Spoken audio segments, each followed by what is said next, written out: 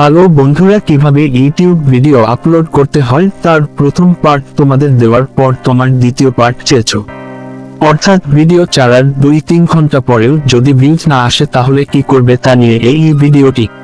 তো তার আগে একটাই কথা, যদি এই চ্যানেলে নতুন হয়ে থাকো তাহলে চ্যানেলটাকে সাবস্ক্রাইব করে আমার পাশে থাকো।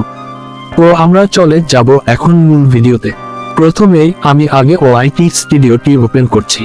ওপেন করার পর উপরে দেখতেই পাচ্ছ আমি একটা ভিডিও ছেড়েছি, কিন্তু তাতে মাত্র 4টা ভিউজ এসেছে। আজকে আমি এই ভিডিওটির কাজ করে দেখাবো। তার জন্য এখান থেকে বের হয়ে যেতে হবে ক্রোম ব্রাউজারে। এখানে উপরে দেখতে পাবে সার্চ বার আছে, তাতে ক্লিক করো। এখন এখানে লিখো র্যাপিড টেক্সট, সবার উপরে যেটা আসবে তাতে ক্লিক করো। এখন এখানে দেখো একটা সার্চ অপশন আছে, তুমি তোমার ভিডিওটার টাইটেলটা দিয়ে দিবে। আমিও আমার ভিডিও টাইটেল দিয়ে দিচ্ছি। দিয়ে দেওয়ার পর এখন নিচে দেখো অনেক ট্যাগস এসেছে। তুমি উপরে দেখো কপি করার অপশন আছে, তাতে ক্লিক করে এগুলো কপি করে নিও। এখন তুমি আবারও চলে যাও ওআইটি স্টুডিওতে।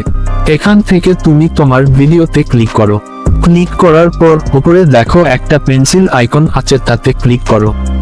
ক্লিক করার পর এখন থেকে তুমি ডেসক্রিপশনে ক্লিক করো।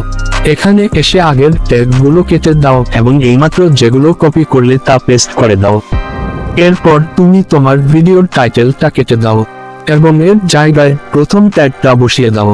এখন তুমি যে ট্যাগগুলো ডেসক্রিপশনে পেস্ট করেছো তার মাঝে মাঝে একটা কমা আছে, তা কেটে দাও।